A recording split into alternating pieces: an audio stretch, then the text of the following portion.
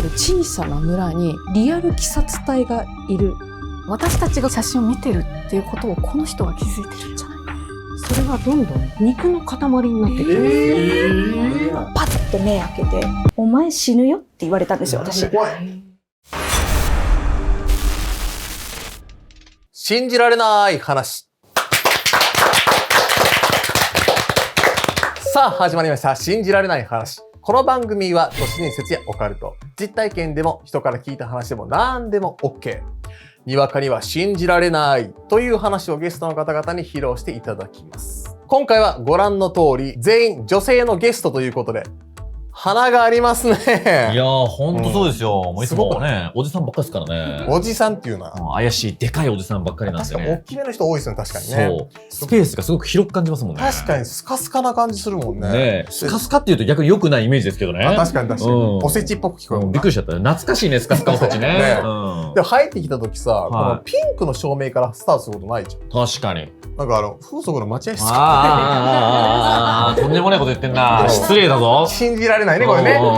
どんなこと言ってんだもん。はい。いつもとは違う雰囲気で今回はどんな信じられない話が聞けるか楽しみでございます。というわけで今回のゲストの皆さんです。よろしくお願いいたします。お願いします。まずは飯塚優衣先生です。お願いします。ギャル霊媒師、飯塚優衣と申します。よろしくお願いいたします。よろしくお願いします。いや間もなくね、新しい新スタジオもできますけども、優衣先生に間取りとかをアドバイスいただいてますので、すごいよね。すごい。順調にね、事故なく進んでますんでありがとうございます。ありがとうございます。はい、続けて、初めましてですね。はい。深津さくらさんです。お願いします。はい、買い出しの深津さくらと申します。よろしくお願いします。お願いします。普段はどういった活動をされてるんですか？はい、関西に家があるんですけれども、そちらの方で人から実際にこう体験したお話をたくさん聞いて集めて語るという活動をしております。でも関西っぽくないよね。いや、そうですね。でも実はなんか結構転々としてまして、福岡生まれ茨城育ちで、大学以降は京都、大阪、兵庫みたいな感じで、最近東京にもお家を借りてみたいな感じで、なので関西弁も習得はしたんですけど、ずっとエセ。方言ジプシーみたいな、ずっと方言ジプシーみたいなところあります。方言ジプシー。初めて聞いた。すごい、確かに。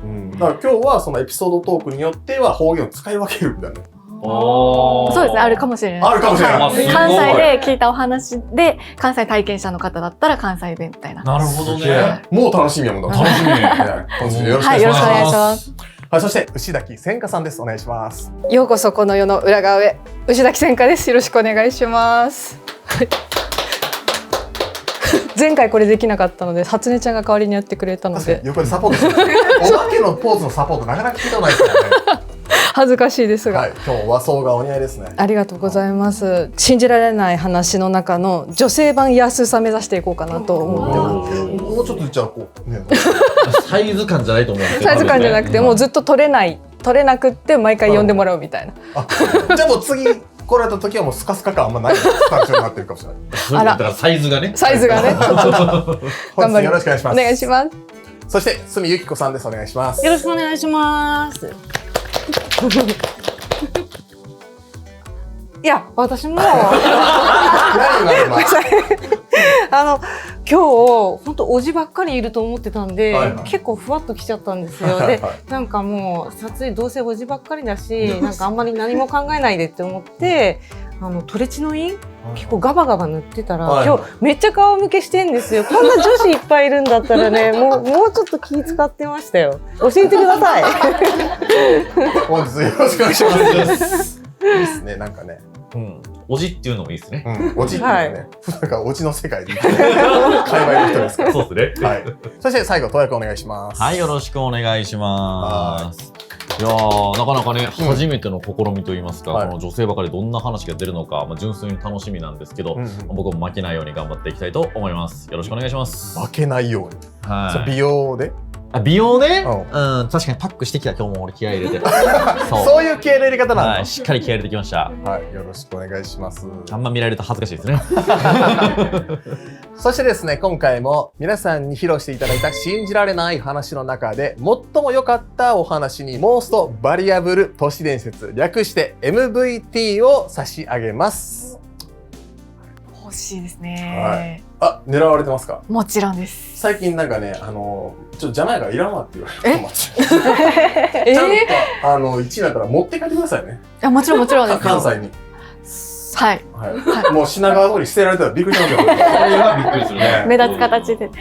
見事 MVT に選ばれた方には今回もこちらのオリジナルトロフィーを差し上げます。変わりました？変わった？はい、変わりました。邪魔だ邪魔だという声が多かったのでちっちゃくなりましたので。はい。ちっちゃくなってる。ぜひぜひお部屋に置いてください。はい。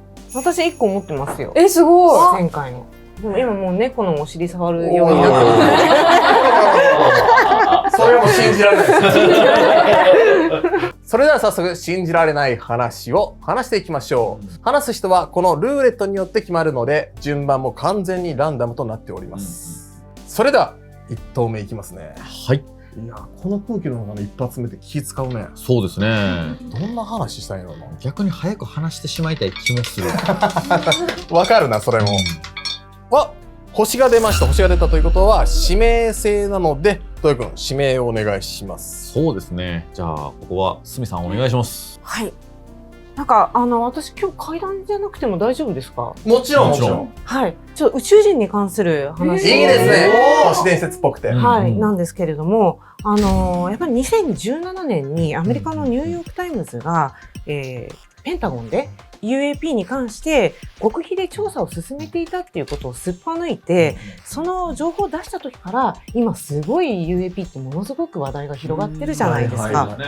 で近年だと元米軍の情報将校だったデイビッド・グラッシさんっていう方がとても地位の高い方だったんですけれども、内部告発をして、UAP の残骸をすでに米軍が回収していて、それをリバースエンジニアリングして、今の科学に生かしてるんじゃないかとか、でしかもその UAP だけではなく、そこに NHI ノンヒューマンインテリジェンス、つまり宇宙人的なものですよね、の遺体もあったんじゃないかっていうことまで暴露してて、つい最近まで私の中の推しメンはそのデイビッドだったんですよ。UFO 界の推しメンは。でもそれが今ちょっと変わってて、ジェイク・バーバーに変わったんです。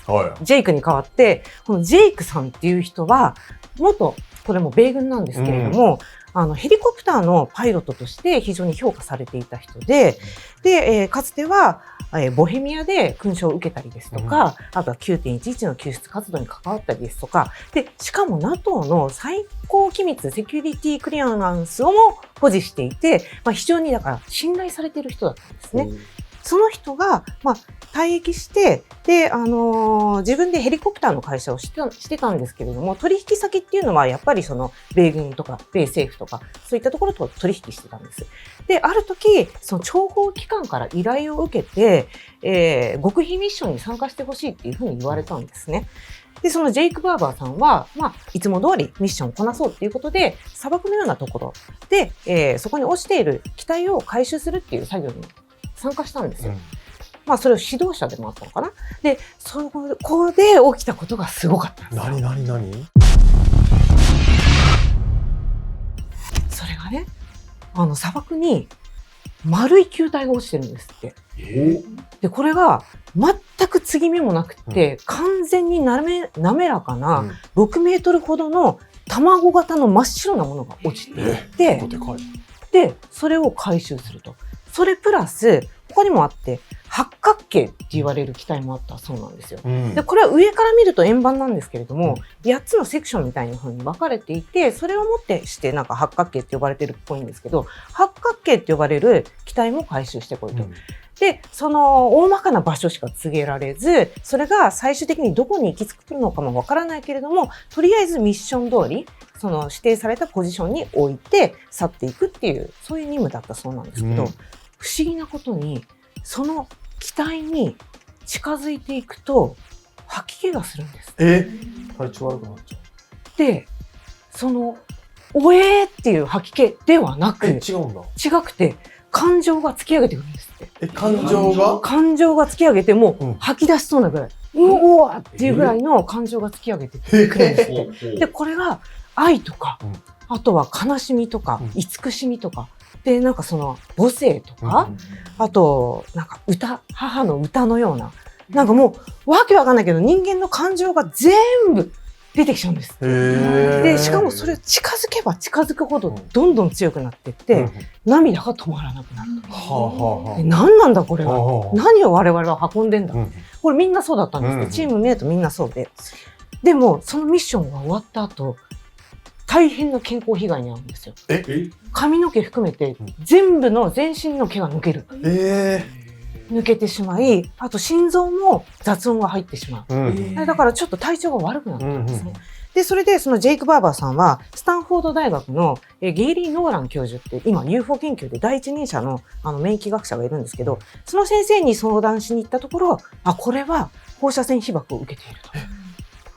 でこれ昔からあるじゃないですか。なんかその昔レンデルシャムの森事件っていう有名な UFO 事件があったんですけれども、そこでやはり UFO に接近遭遇した人が被爆のようなその健康被害を受けてるんですね。でこういったケースってたくさんあるんですけど、ジェイクもやっぱり健康被害を受けて、チームメイトみんな健康被害を受けたそうなんですけれども、やっぱりあれは本当に感動的な、もう信仰のような宗教のような神秘的な体験だったっていうことで、彼は今もう UFO 研究に打ち込んでるんですよ。あれ何だったんだろう。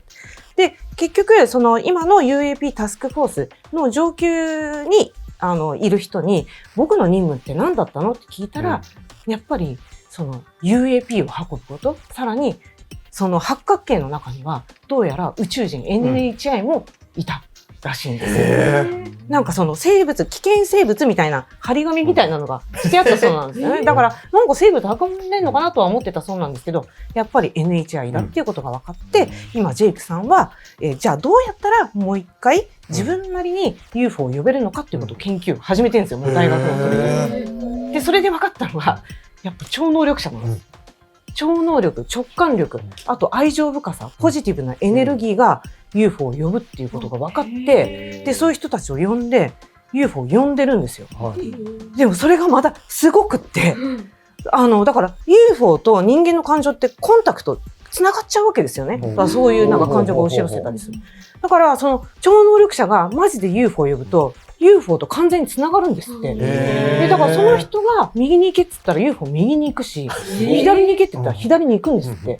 でちょっとその人が集中力切れるとその UFO もなんかガタガタし始めるんですよ。で嘘でしょって、でそれ光景も全部取られてて、超能力者に操られてる UFO が出現するじゃないですか。そうすると操られてない普通のナチュラル UFO が来てなんか観察して妨害しようとしたりするんですよ。なんかプチなんか宇宙戦争みたいなのが始まってて、でこれがもう次回期待っていうか今後期待っていう感じ。楽しみだな。で、いやー信じられないよね。ど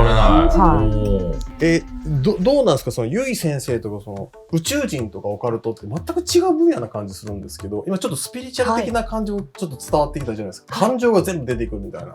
どう思われますか？それはもう私たちの世界では昔から当たり前なことで、霊感が本当に強い人ほどUFO とはつながりやすいとか呼べるってのは全然普通にあるんで、コンプリートするんですよ。はい。能力者は全部。そう。はい。めちゃくちゃ便利やな、そういうのな。ちょっと終電なくなった時、迎えてくれないかな。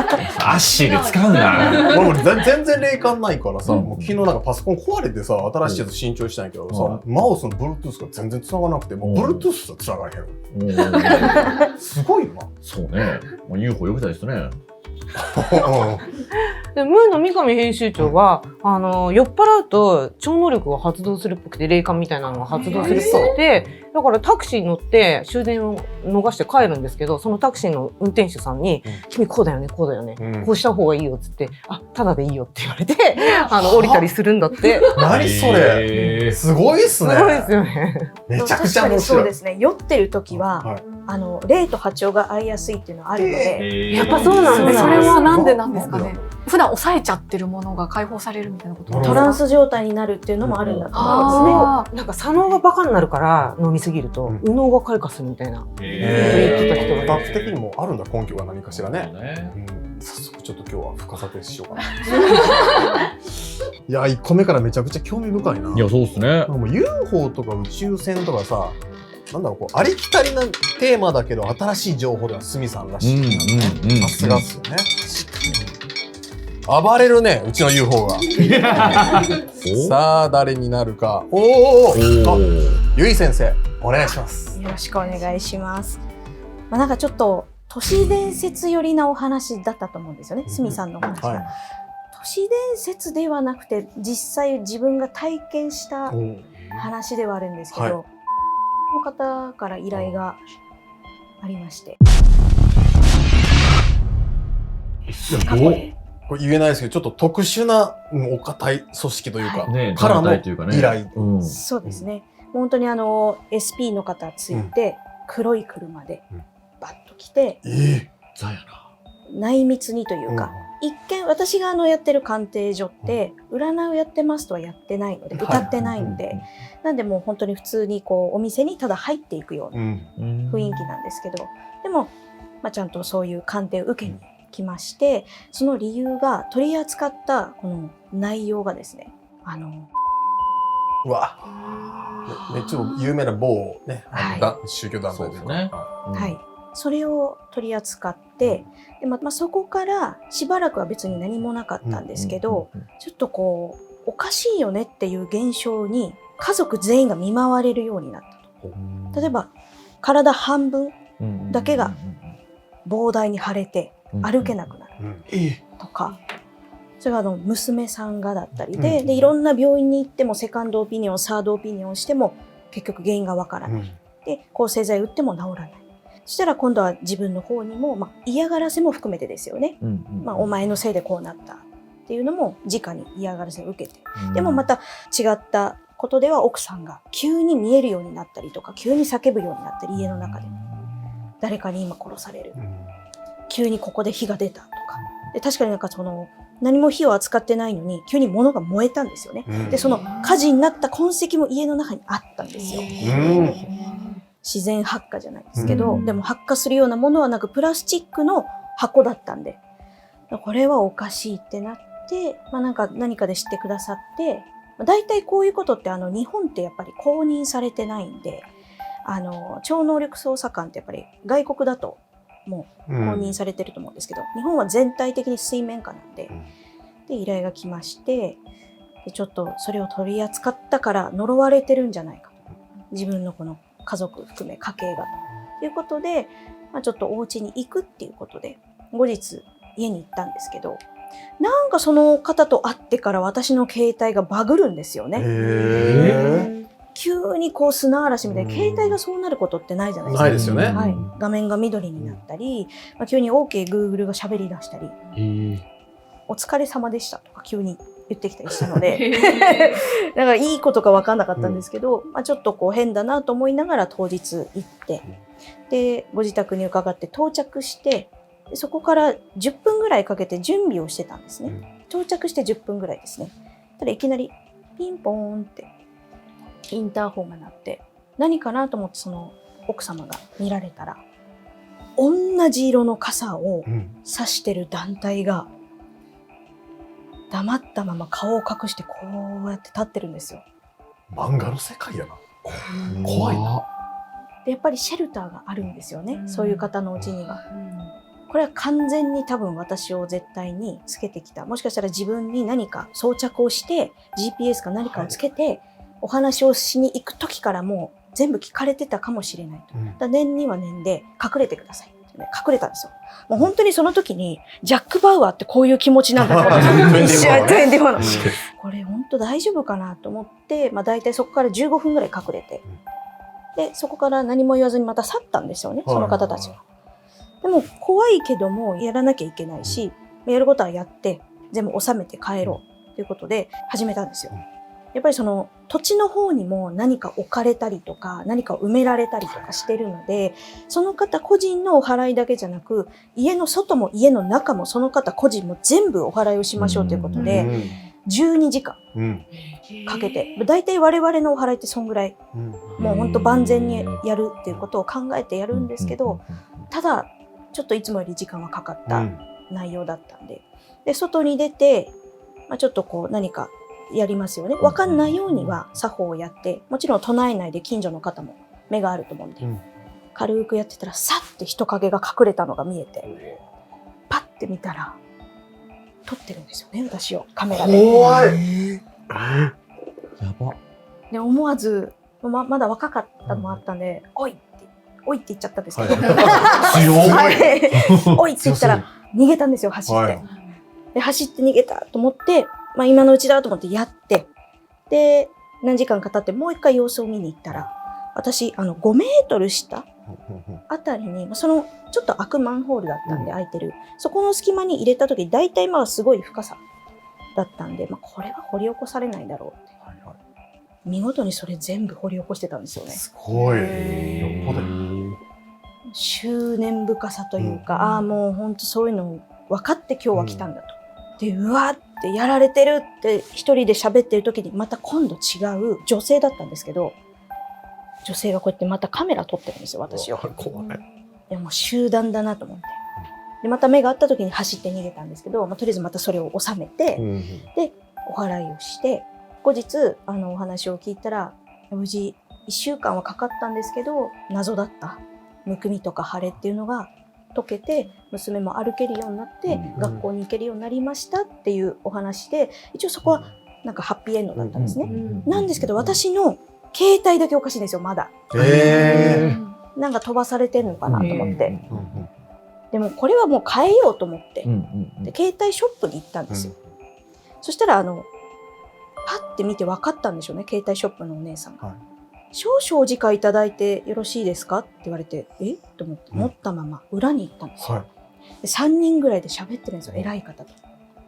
そーっと出てきて、携帯持って、なんか書類を持ってきて、こちら完全にオールクリアっていう対処をさせていただきたいんですけど、よろしいでしょうかって言われて、初期設定とは違うやつですかって言ったら、オールクリアっていうものなんですけど、我々じゃないとできないもので、完全にもう消すものです。ここに一筆書いていただきたいんですが、逆に言ったらお願いされてるぐらいなんですよね。しますかじゃなく。で、はい、わかりました。じゃあお願いします。これで安全なのでって言われたんですよ、一言。怖いですね。はい。携帯変えてよかったかもしれないですね。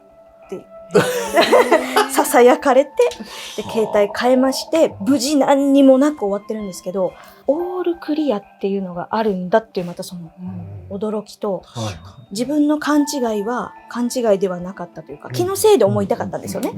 そことなんかそこになんかやられてるからこうなってるんだろうけど、でも思いたくない。でもそれが実際証明された瞬間っていうのが一番私の中でゾッとした。確定ですもんね。確定ですよね。うわ、怖いわ。もうスマホなんか一番自分の個人情報入ってますしね。そうね。いや、怖いな、これ。でも多分、見ている人の中にもそういう方いらっしゃるかもしれないですもんね。そうだと思いますね。やっぱ異様な動き方をするので、本当に画面が砂嵐になったり緑になったり、あとはこう何かが勝手に喋ったりですね。でそれが収まらず、原因も分からず、電源切っても治らず、でプラスちょっとなんか心当たりある方、こうなるきっかけになるような方と接したかもしれないって思う方は絶対変えた方がいいですね。俺らも心当たりある、ね、職業してたりするから、ね、定期的にね。よくな、でもシリに無視されるもんな。いや、無視されますよ。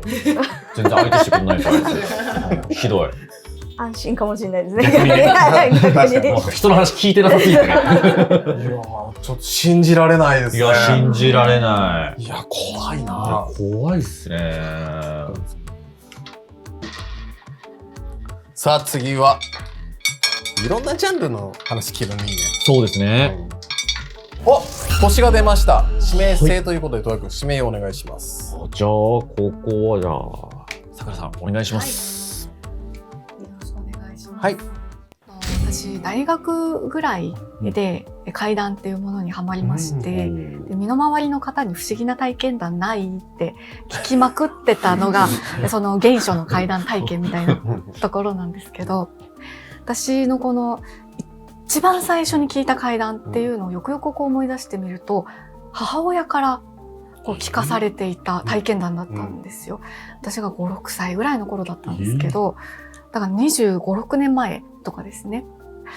当時母親が地元茨城県なんですけど、水戸にある写真屋に勤めてたんですね。でそこが当時はデジタルカメラとかデータとかのやり取りで写真撮ってっていうのじゃなかったんですよ。フィルムカメラだったんで、お客さんがフィルムを持ってきてそれを現像するっていう仕事をずっとしてた。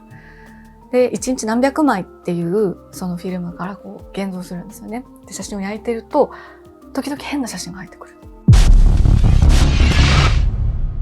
これはどうやって撮ったのって写真がすごいいろんなこと分かる母が見ても説明できない。でそういういわゆる心霊写真って言われるもの、どうしてたかっていうと、そのお店の中でお店ルールみたいな独自のルール決まってて、お客さんをとにかく怖がらせちゃうから渡さないでおこうと。で1枚ちょっと現像失敗しちゃいましたみたいな言い訳を適当にして、その写った写真を取り除いて渡すっていうことをしてたんですね。でその変な写真っていうのがお店に溜まってくるそうなんですけど、そしたらなんか法則性あるなみたいな、この場所やったら撮れるねみたいなところが出てくるんですよ。それがどこかっていうと、名前言えないんですけど、千葉県にある某巨大テーマパーク。そこめちゃくちゃ撮れないっていうことになるんですよね。でなんか母がある時現像してた写真っていうのがカップルのこのデートで一日そのテーマパークで遊んでるっていう様子撮られてたんですね。だから楽しそうだなと思いながら事務的にそれをずっと焼いてたんですけど、ある写真のところで母がパッて手止めて、お城があるんですよね、そのテーマパーク。綺麗なお城があって言えるところまで言いたいんだけどもで夕日がそこに綺麗に差してたんです。夕焼けで全体的に写真オレンジ色になっていって、でカップルが写っている。でそのちょっと後ろぐらいなんですよ、そこに女の人が立ってるんですけど、その女の人がこの頭の先からこの足まで全部オレンジ色なんですね。写真はカラー写真なんですけど、そこの女の人の部分だけがまるでセピア写真みたいな感じになってる。で変な写真だなと思って、母は同僚の人にこれおかしいと思わない？どうやって撮ったんだろう？話した。そしたらこれ変なものが写ったんじゃないの？これいるのかな？これみたいなことで話題になったんですね。どんな女の人だったかっていうと、なんか髪の毛がちょっと長めでぼーっとうつむいてるような感じの人だった。痩せた女性だった。怖いね、で社内で話してその写真を取り除いてお客さんに渡したんですね。でそれから数週間後、母が普通に働いてたら同僚の人がちょっとって声かけてきて、こっそり1枚写真見せてくるんですよ。これ見てもらえませんか？で何ですかって見たら、別のこのお客さんが持ってきた某テーマパークでのスナップショット、家族が写ってるんですけど、その後ろにお城がある。で時間夕焼けなんですよね。その家族の真横にこの間カップルの後ろにいたのと全く同じ女の人が写ってるんですよ。なんでで一緒だってなって、じゃあここにいる人が写ってるってことってなるんですけど、その人前はぼーっとなんかどっか下見てるみたいな感じだったのが今度カメラ目線なんですよね。でそれ見た時にすごい怖くなっちゃって、なんで写ってきたのってなるんですよね。でここもしかしてこういう有名なのがいるんじゃない、みたいな話題になる。それから数週間おきにそのテーマパークで撮った写真、お客さんが持ってきたその写真の中にその女の人が写り込むようになるんです。でシチュエーションっていうのが必ずお城のこの前で撮られた夕焼けの中でのスナップショット、そこに写ってる。でその人がなんかどんどんくっきりして、でその姿もちょっとずつ大きくなっていくような感じがするんですね。これ何なんだろうということになって、でその写真屋さんの中にもお客さんに渡さなかった写真がどんどん溜まっていくわけなんですよ。で並べてみて、そしたらやっぱりこの人ちょっとずつ大きくなってる気がする、なんだろうこれで、そこでハッて気づくんですよね。この人この枚数重ねるごとにだんだん近づいてきてるような気がするな。写真持ってくるお客さんもちろん全員他人のはずなんです、でも回数重ねるごとに大きくなっているのはこれなんだろうと、でもしかしたら私たちがここで写真を見てるっていうことをこの人が気づいてるんじゃないか。だからこれはたまたま映り込んでいるのではなく、私たちに近づいてきているのではないかと。怖い。そういう話になって大パニックになるんですよね。で母結局やめることにするんですよ。でもうなるべくそのテーマパークで撮った写真直視しないようにしようと思いながら、でもものすごい頻度でお客さんそこに行って持ってくるわけなので、まず行ったらそこで撮るもんね。はい。そうね。でうわーと思いながらもこう薄めで仕事してたそうなんですけど、母が一番最後に見たその写真っていうのも画面いっぱいにこう顔写って、いや。でもその写真も逃げ帰ったっていう話をね、私は5、6歳ぐらいの時に聞かされて、もう子供の頃はその場所が怖くてとても楽しめる場所じゃなかった。信じられないね。信じられない。幽霊とのグリーティングとかどうでもいいな。本当にね。何時間待ちやねんみたいな。これ一番お焚き上げの依頼で多いんですよ。そこのそうです。で今お話聞いてたら見つけてって聞こえたんですよね。声が聞こえるんですか？はい。だから目立とうと思ってアップになっていたら見つけてほしくて、なんかメッセージが多分最後に見た景色かなと思うんですよね、夕日を。なるほどね。っていうのがなんかちょっとこう強い執念っていうのを感じたので、未だにじゃあいるかもしれない。そうでしょうね。長いこといますね。はい、25年。やっぱ不思議なことはちょっと実際行っても起きますね。はい。ここにこのポイントがこれがあるからこの条件が揃っちゃってるからだろうなとかは分かってるんですけど、まあちょっと言えないですけどね。さあ次は跳ねるね。跳ねる。お、東也くんですね。お願いします。来ましたね。はい、ということでですね、僕が話させていただきたいわけなんですけども、僕犬飼ってるんですよ。で、すごい可愛いんですけど、よく散歩も行くんですね。で、なんかめちゃくちゃ意志が強い子で、すげえ自分の行きたい方向にいつも引っ張っていくんですよ。で、なんかめんどくさいなと思いつつついていくんですけど、そしたら、ある時、なんかすごいテクテク引っ張って歩いてったくせに、急に止まるっていうことがやっぱあるんですよ。で、その先見たら、なんか別に空きガレージで普通に家が建ってるだけやったりするんですけど、なんでここで止まるんやろなと。で、進もうって言っても全然進んでくれへんから、しゃあないから道変えようっていう。よく、なんか、犬ってね、こういう時、霊を見てるとか、そういうことを言うんで、散歩行くもやっぱ夜が多いんで、ちょっと気味悪いなとか思いつつ、やってたんですけど、で、しばらく、その道も散歩で全然行かんくて、で、またある時、その道に、行きたいって言うからそのままついてったら、その家、きれいさっぱりなくなってたんですよ。だから、なんかもしかしたら、なんか犬が、なんかある程度何か見えるみたいなのって、本当かもみたいな話を僕その時やっぱ改めて思ったんですよね。なんか本当になんか散歩しててもなんか明らかに何もいないのに絶対こっから先動きませんみたいな謎の意思表示する時あるんですよ。で別方向に引き返したら全然スタスタ歩くから疲れてるわけでもないなみたいな。こういう特殊能力ってあんのかなと思って、いろいろその犬飼ってる人とかに話聞いてみたら、やっぱりいろんな方あるって言ってて、でもその中でなんかすごい顕著なエピソードがあって、それがなんか老人ホームみたいなところで集団で犬を飼ってるって人がいらっしゃったんですけど、その中の一匹が人の死が見分けれると。やっぱ老人ホームなんで、やっぱどうしても、人が死ぬことが多い場所じゃないですか。でも、そのワンちゃん、ほぼ 100% の確率で、亡くなる人がいたら、もうその1週間ぐらい前から、やたら寄り添い出すと。そう。で、最初は、もちろんね、施設の方も偶然やと思ってたんですけど、あまりにもその精度が高いから、今ではむしろ、その犬が寄り添い出したら、もうご家族に連絡すると。それぐらいなんかもう死を確実に見極めれる犬がいるっていう話なんですけど、おじいちゃんばあちゃんからしてこんといてって思います寄り添わんといて死神みたいなもんですからね。犬ってすごい学習能力高いんですよ。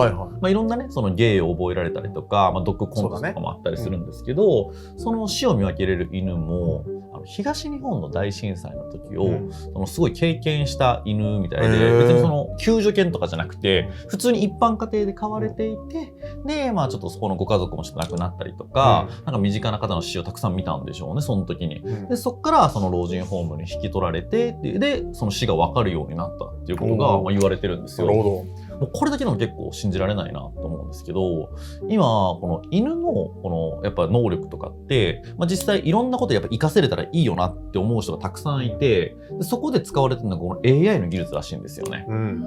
やっぱ犬って残念ながら何喋ってるか分かんないじゃないですか。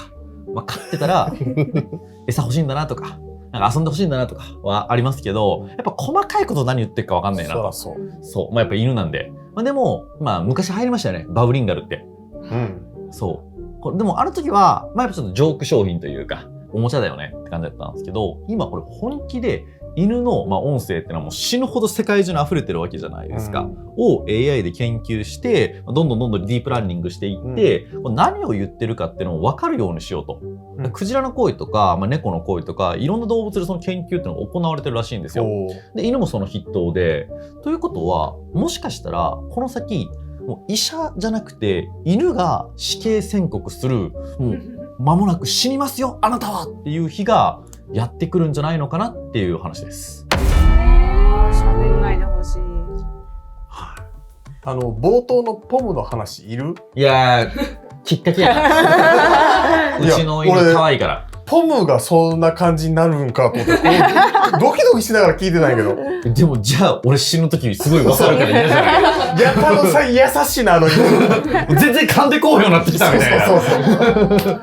でも、ペットとかもそういう能力に目覚めることはありますか？もともとやっぱり持ってる生き物なので、猫ちゃんとかワンちゃんって特にですね。なんでさっきのお話と同じで、霊能力が本当にこうずば抜けてある方たち、まあ霊能者さんとか霊媒師さんとか、そういう方たちは分かりますね。会話が、あ、機嫌悪いんだなとか、なんか言うと真似してきたりとか、自分のですね。あっちも通じてるって分かってるので、通じてる人には真似してくるんで。あ、そうなんだ。はい。そうなんです。そこが一個見極めポイントなんだ。確かに。あとなんかその心霊スポットとか行くときにお守りとか例えば数珠とかして行くじゃないですか。その時に犬を連れてた時、犬が急にその自分がお守りを入れてる側とかに寄り添い始めたら、そこは本当にやばい。そうです。人間より先に行ってくれるんですよ。本能的に戦おうとか守ろうとか。なんでこれちょっと怖いんですけど、夜中とかに急にワンちゃんが吠えたり、ありますよね。急になんかバーってこう動き回ったりする習慣がたまにある時ってあるじゃないですか。なんか1回だけじゃなくて、そういう時は何かがいてそこに反応して動いてるので、ワンちゃんの動きを止めたりとか、同じ方を見ないようにしてください。人間は戦ってくれてるんで、はい、出ていかせようとしてる。ポケモンのバトルみたいなのやってるのね。知らないな。めちゃめちゃ見てもうてる俺。えらく取りつかれてますよ。もうやばいですよ。マジでめっちゃ見る。なんか不思議やから、なんでここで止まんだろうなと思って、異常がないか見てるんですけど、大体異常ないんですよ。でも固くなに歩かないんで。だから、まああとは寄り添われたら気をつけてください。確かに。やばいかもしれない。いやー、不思議というか信じられない話でしたね。さあ次は。深津さくらさんお願いします。タイミングよく犬の話が出たんですけれども、これのお話の体験者さん、関西で生まれ育った方なんですけど、ご実家がちょっと変わってて、お家に犬を絶対入れちゃいけないっていう決まりがあったんですよ。で、結構そのお家自体古い、何代もその土地に住まわれているご家庭なんですけど、いつ誰がそんなことを言い出したのか、それがなぜなのかっていうのも、よくわからない。家族全員よくわからないんだけれども、なんか守るものとして当たり前に家の中にあるので、犬は飼わないし、お客さんが連れてきた犬とかも敷地に入れないんです。で、結構厳しくそれを守り続けてたんですね。で、子供の頃からそんな感じだったんですけど、この、女性が大人になって、ある時から、そのご家族の中で結構トラブルがいろいろ起こったりとか、体調を崩しちゃったり、ちっちゃい怪我が続いたりとか、あとお家の中でもなんか変な物音がするとか、ガスコンロつけてないのに火ついちゃってるとか、水が出っ放しになってる、誰も触ってないのにとか、なんかこうおかしなことが相次ぐんですよね。で、これ一体何の連鎖なんだろう、誰も変なところにも行ってないよねっていう話をしてたんですよ。で、この女性が遠目のこの親戚の方にちょっと感覚が鋭い方、霊感がある方っていうのがいらっしゃって、でもしかしたらそういう霊に関するものかもしれないから一回電話で相談してみようかって言って携帯で電話してみたんです。で、最近家とかも家族はこういう調子でちょっと困ってるんだよね、なんか分かることあるかなって言ってみた。そしたらその親戚の方、女性なんですけども、あ、分かった、じゃあちょっと見てみるね、あ、分かった分かったって、その結構離れたところに住んでいるのにもかかわらず、お家のことをこう一旦こう見てくれて、遠方から、分かったとおっしゃるんですね。ちょっとお家にね、犬がいるみたい。なんか白くてちょっと大きい犬かな。で、いや、犬いないよ。犬飼ってないし、入れてないし。いや、犬いるんだよね。で、それがね、ちょっと存在感がこう大きい。その犬もちょっと喋る犬だったりするのかな。だから、お家を守ってるものが怒っちゃってるみたい。そういうんですね。とはいえ犬はいないんですよ。おかしいな、いないんだけどなって言ったら、多分トイレだと思うんだけどなって言うんですね。トイレなんかなおさら犬いるわけないじゃないですか。分かった、いないけど、まあ、とりあえず見に行くねって言って電話つなぎながら、自宅のトイレ向かって廊下渡って、ガチャッと開けたんですね。そしたら、洋式のトイレなんですけど、ふとトイレットペーパーカバーが目に入るんですね。それ、この間この女性が、携帯電話機種変更してたんです。その携帯会社のキャンペーンで、その携帯会社の CM に出ている白い犬、それのトイレットペーパーカバーもらってつけたんですよ。で、押したら喋るんですよ。これだってなって。で、取り除いたんです。そしたら、家族の不調も怪奇現象もピタッて止まった。っていう話です。犬の基準すごい厳しい。まあ、犬なんかお父さんなんか分からへんけどね。サブラさん、さっきから匂わせつつもギリギリを超えてしまってる感じですよね。めちゃくちゃツボなんですけども。結構分かっちゃう。分かっちゃう。不思議っすね、それも。不思議ですよね。だからそのお家で敷いている犬を入れちゃいけないっていう掟がどれだけ厳しいかっていうことですよね。キャラクターすらもダメ。確かに。ぬいぐるみですからね。なんかあります？お家だけのしきたりみたいなのとかって。なんか地域でしきたりみたいなのってまああるとこあるじゃないですか。僕聞いたのはとある田舎の町で夕方の5時になったらチャイム鳴るところ多いですよね。でもあれって大体まあ決まってるというか多くて2、3パターンぐらいしかないと思うんですよ。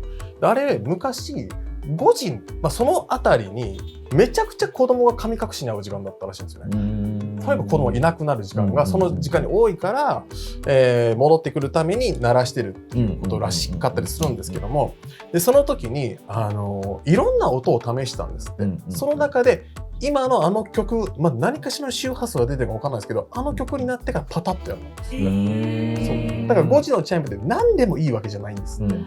ちょうどその夕焼けが沈む時の時間帯っていうのが世とこの世をつないでる時間帯みたいなって言われるじゃないですか。それってまさにあるんだな。それを音の力で守ってくれてるみたいなことがまああるそうなんですよね。結界的なことなんでしょうね。不思議ですよね。さあ、暴れております。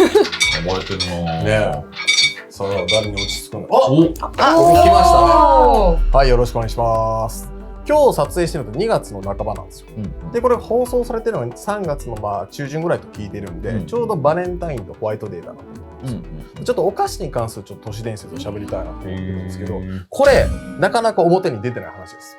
このアメリカに僕出張に行った時に、アメリカの視聴者の方から DM で聞いた話なんですよ。これ毒入りキャンディー事件って知ってますか？はい。日本では、ハロウィンって仮装のなんかイベントっぽくなってますけども、まあ本場アメリカとかだったらお菓子をね、トリックオアトリートでうん子供が取りに来るみたいなのが微笑ましい光景ですけども、それがもしかしたらその中に毒入りのキャンディーが入っている可能性があるから気をつけなさいねっていう、注意喚起もあるようなそういう都市伝説があって、そういった事件であんまないんですけども、そういうことが都市伝説界隈で向こうですごいカルチャーな感じで言われてるんですね。じゃあこれはやっぱ元になった事件があるんじゃないかということで、その人は、調べたらしいんです。そしたらちょっと不可解なものが一点だけあって、1853年にとあるものが誕生してるんですよ。お菓子で。何かわかりますか？ミルキー。でもいいとこつきますね。本当ですか？でももうちょっとなんかポピュラーというか、もうコンビニには絶対売ってるものですね。ハイチュウ。ハイチュウ。すごい固有名詞で攻めてますね。チョコボール。チョコボール。いいですね。チョコはでももうちょっと前かな。わかる？チュパチャプス言ってましたけど。チュパチャプス。またポイント攻めてハッピーターン。ハッピーターン、日本ちゃいますあれ。わかんないですけど、正解は、ポテチなんですよ。そう、ポテチで1853年にアメリカのニューヨークで誕生したっていう説があって、それもなんかレストランで客からクレーム言われて、なんか出せ言われて、なんか即興で出したやつがなんか当たったみたいなことらしいんですよ。で、今ではすごいポピュラーなお菓子になってますけど、なぜこんだけ流行るかっていうと、やっぱコストが安いからですよね。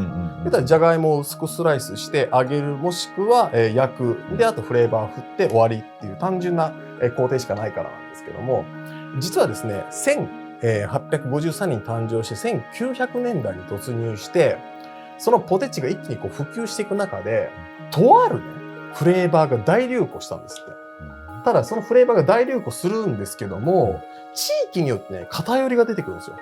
ここの州はめちゃくちゃ売れてるのに、この州は全然売れてないと。じゃあ味がまたフレーバー変わりました。そしたら今度ここの州にはめっちゃ売れてるのに、ここの州は今度逆に売れてないみたいなことが起こったんです。で、これを当時の FBI が調べたそうなんですよね。そしたらとんでもない事実が分かったんですよ。これ、両方とも爆売れしているポテチを製造してるなんて、同じフレーバーでもいろんな工場があるんですけど、売れているその回の時だけ、一箇所の工場で作られていることが判明するんですね。で、これ、何の工場だったかというと、普通にポテチ作ってる会社なんですけども、今ではわりかし一般的な薬物になっている MDMA ってあるじゃないですか。あれの舌に入れて中毒性を確かめるテストをポテチを使ってやっていたっていう。そう。それだったら薬物ってわからないままでリピートしてるわけなんで、即効性があるっていう風になるじゃないですか。そういうテストを長期にわたってやっていたと。明るみになった事件があると。そう今ではそれはもう都市伝説化されているんですけれども、実はアメリカでは毒入りキャンディーっていうのはそういう意味もあるから気をつけてねっていうことで、薬物の名前向こうではキャンディーって言ったりするらしいです。そうっていう信じられない話でした。信じられない。信じられへん。ね、日本のね品質管理ってすごいよくできてますけど、外国ってよくわかんないお菓子とかあるもんな。確かにね。色おかしいもんな。ね、それはねちょっとわかんないですけど、バレやすそうやねそれ。色おかしかった。なんかあんなよくわからんピンクとか緑とかのものよく飲めたり食べたりするよなと思いますけどね。確かにね。面白いです。面白い。都市伝説面白いですよね。面白い。さあ次はバレております。千佳さん、はい、お願いします。お願いします。平成29年の7月、はい、九州北部豪雨災害での話になるんですけれども、福岡と大分県を中心に本当記録的な大雨になって、で亡くなった方も被害に遭われた方も大勢いらっしゃったという。でこの時連日ニュースですとか新聞で報道されて、皆様もいろいろ映像を見たりとかしてると思うんですけれども、やっぱりどうしてもその大きな川が流れている福岡市内だったり、その施設、小学校だったり保育園だったり、そういった大きな建物があるところにレスキュー隊が優先的に向かってしまうということが割とあるということで、ニュースで取り上げられるのも被害が大きいところなんですけれども、私たちが知らないところでもたくさんの被害があっている場所がありまして、で今回私その災害の時に一つの集落がごっそり消えてなくなっているということを知ることになったんですね。なくなった。もう丸々一つその集落がなくなっているんですよ。で、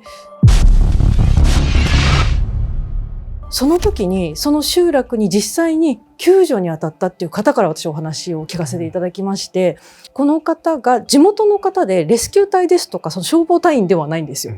普通にその会社で勤めているんですけど、大手の会社で、メインがその高速道路とかいろいろ工事があった時の警備とかがメインになるんですけれども、何か大きな災害があった時とかに地元の方たちを救助しに行ってねという、地元密着型のそういった会社になってまして、重機とか結構たくさん抱えているので、日頃から訓練とかもしてるんですけれども、この日朝からポツポツ雨が降っていて、もしかしたら大雨になるかもしれないから朝からちょっと待機しててねと上から指示があって待機していたんですよ。で、みんな地元の方なんで、大丈夫だと思うけどねなんて話しながら待機しているんですけど、だんだんこう雨が強くなってきて、いやもしかしたらあの集落危ないかもねなんてみんな話をしていたんですよ。で、上から悪いけど危なそうだからあの地域に救助に行ってほしいっていう指示があったんです。で、この時救助に当たったのは6人のチームで、この体験者の方、このチームの隊長さんだったんですよ。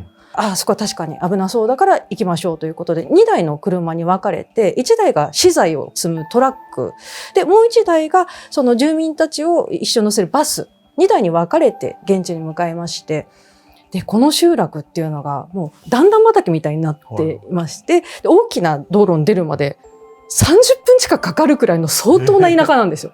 かなりの田舎で、1段目が誰それさん家、2段目誰それさん家みたいな、本当にポツポツと民家があって、で、高齢者が16名だけ住んでいるという小さな村なんですね。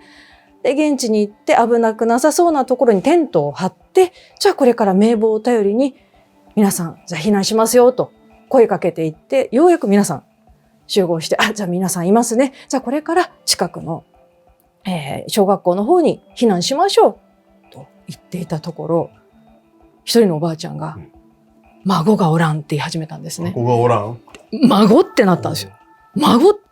話を聞いてみたら、普段別々に暮らしてるお孫さんがたまたま一人遊びに来ていて、行き先告げずに一人で遊びに行ってしまっていたということだったんですね。どうしよう、どこを探していいのかもわからないしって、どうしようかって言ってると無線が入って、もう間もなくその村の上空に局地的豪雨をもたらす雨雲が来るから、今すぐそこから離れろっていう指示が入ったんですよ。いやでも、お孫さん探さなきゃいけないしって言っていると、なんだか聞いたこともないような何かの生き物みたいなすごい音が聞こえるんですよ。うわーって、もう本当に何にも立てようがない巨大な何かの鳴き声が聞こえて、なんだなんだって言ってる。一人の隊員が、あれ何ですか？ちょっとあれ見てくださいよ。で、パッと振り返ったら、村全体に何か取り囲むにうわーっと何か動いてるんですよ。なんだかぬめっとしてよくわからないものがうわーってゆっくり動いてる。なんだあれと。見たこともないし、聞いたこともない音がするし、なんだってよーく見てみたら、それが巨大な蛇なんですよ。で、この方言ってたのが、伸ばしたら多分新幹線くらいあると。その蛇みたいなのが村をこう、ぐるーっと回って、とぐろ巻いた状態でゆっくり移動していくんですよ。で、なんだあれって、なんですかねって、お孫さん探さなきゃ、となって。じゃあ、俺ちょっと一人で行ってくるから、みんな安全なところで待っててくれ。必ずお孫さん探してくるからって、おばあちゃんに特徴を聞いて、名前、小学生の美香ちゃんね、わかった、服装を聞いて、この方、一人で山入って探しに行くんですよ。でも、絶対に、今見えてるこのよくわからない生き物のことは、上には絶対言っちゃダメだと。もしこれが見えてるっていうことを言ったら、頭おかしくなったと思われて、もうダメだから絶対に今見えてるものを言うな。とにかく安全なところにいてくれ。必ず戻ってくるからと言って一人でわーっと走っていったんです。で、なんとなくなんですけど、この蛇の頭のあたりに行ったら女の子いるんじゃないかなって思って、もう、うわーっともうザーッと雨が降ってくる中、ミカちゃんってもう名前呼びながら走って、どこにいるの？もうどっか行ったら返事して、おばあちゃん待っとうよって言いながら、わーっと走って蛇の胴体手繰るようにしてわーって一緒に走っていくんですよ。でもシャレになんないくらい大雨で足場ももつれて走ってどれくらい走ったか、もう目も開けてられないくらいの大雨の中、あそこに蛇の頭らしきものがあるんじゃないかなっていうところを見つけたんですね。そのあたりにポツンとお社があるんですよ。で、あ、ここにいるかもと思って名前呼んだんですね。そうそう、はーいって中から返事が聞こえて、でガチャって開けたら膝抱えて女の子がいたんですね、そこに。で、大丈夫って言うと、はいってもう普通にケロッとしてて、ですぐもう抱き上げて、うわーっと元来た道走って、でもう地盤の硬いところをなるべく探して、大丈夫だからねって言いながら必死で走って、もう無我夢中で走って、で、ようやくテントが見えてきて渡すことができたんですね。で、その時またうわーっていうこの何かの鳴き声が聞こえてるんですよ。村中で聞こえてる。おばあちゃんはもうありがとうございます、ありがとうございます。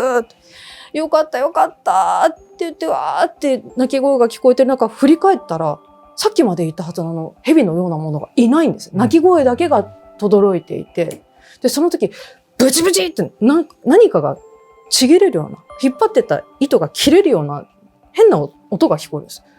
なんだこれと思ったんですけど、直感で、あ、前に訓練の時やったなと。こういうブチブチって音が聞こえたり、なんだか泥臭い匂いがした時って、土砂崩れが起こる直前の合図だっていうことをはっと思って、危ないと思った瞬間、ドーッと今自分たちがいた山が崩れたんですね。もう本当に間一髪セーフで、もう誰も怪我もなく、そのままバスに乗って避難所に届けることができたんですよ。でもご自身はいろいろやることがあるのであちこち回ってって、いやそういえばあの子結構乱暴に担ぎ上げちゃったから痛かっただろうなと思って声かけに行ったんですね。大丈夫だった、偉かったね、あそこで隠れとってね、痛かったでしょって。で話を聞いてみたら、雨が降る前に一人で遊びに行っていて、お社の前で遊んでたら、知らないお姉さんがやってきて一緒に遊んでくれたと。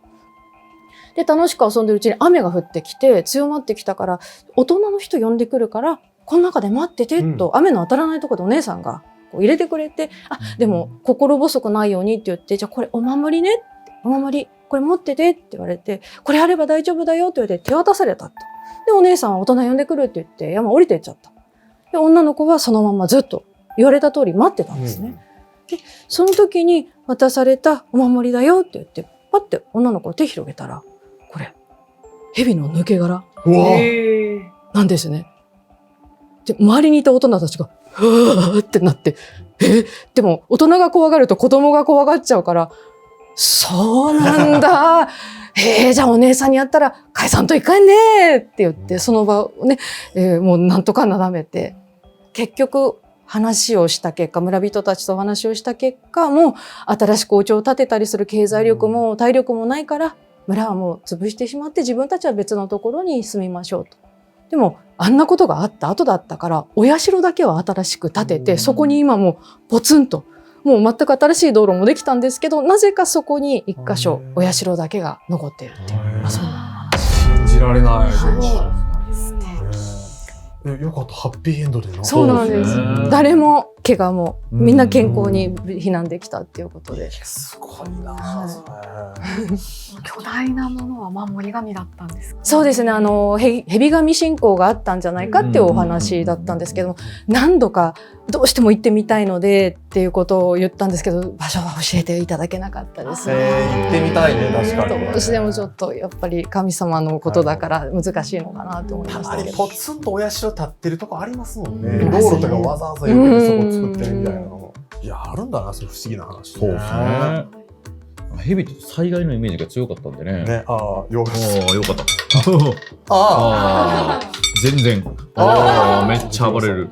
ぜひ。はい。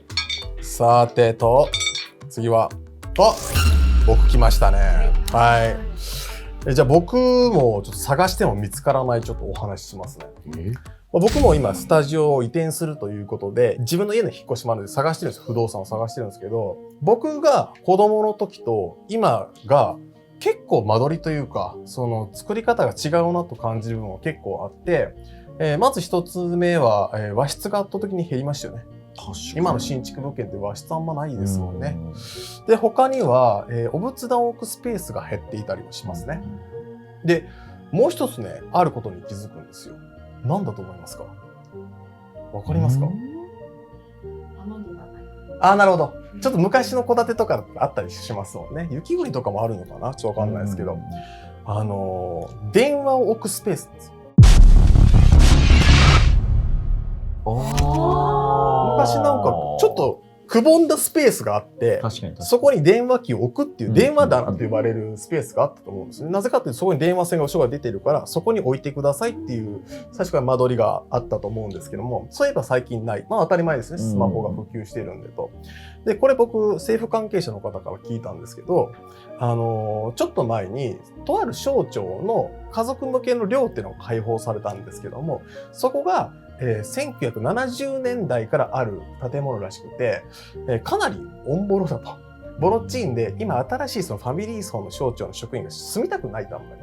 なので建て直そうって話も出たんですけど、ちょうどなんか税金のことでやいやい国民から言われてる最中なんで、建て直すのはちょっとやめようみたいな話になって、今流行りのリノベーションをしようとなったんですって。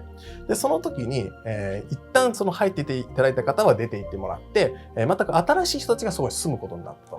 なので、その工事期間約半年間っていうのはリノベーションの作業が入っていて、新しい家族がこう住まわれたんですね。で、こっから数年した時に、とある垂れ込みといいますか、暴露といいますか、省庁に連絡が入って、あなたの省が管轄しているあの寮、爆弾が仕掛けられてます。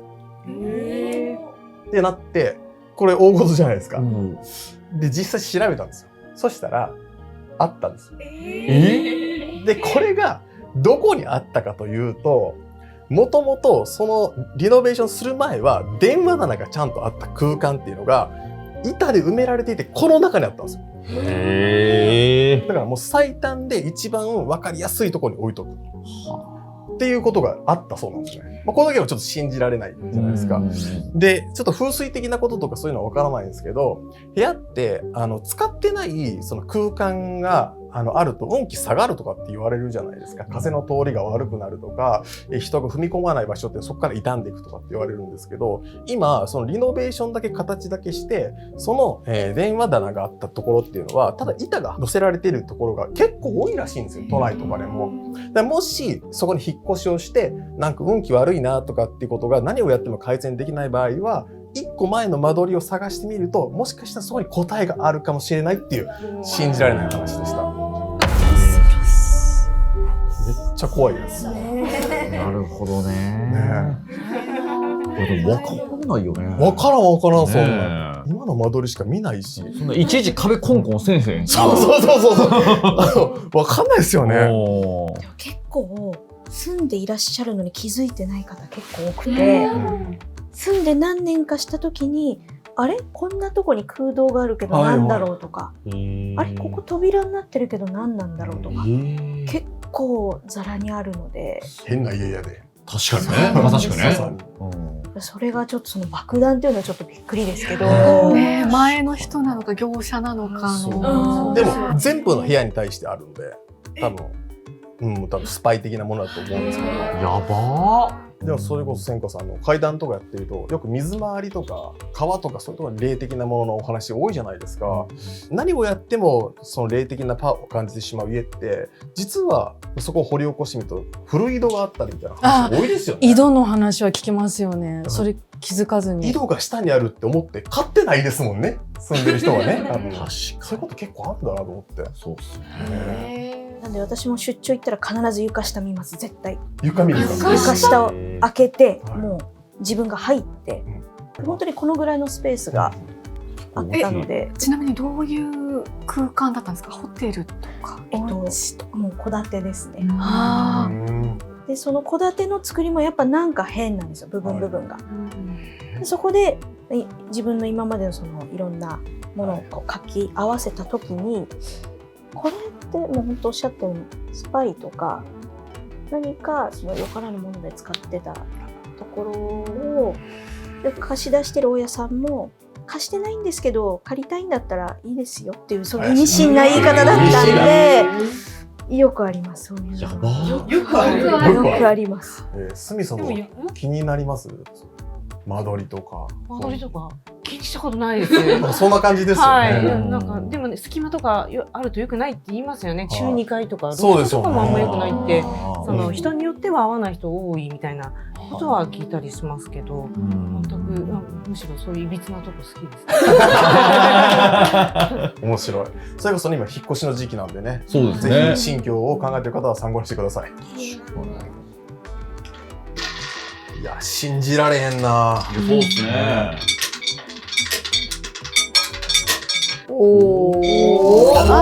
千佳さん、はい、お願いします。お願いします。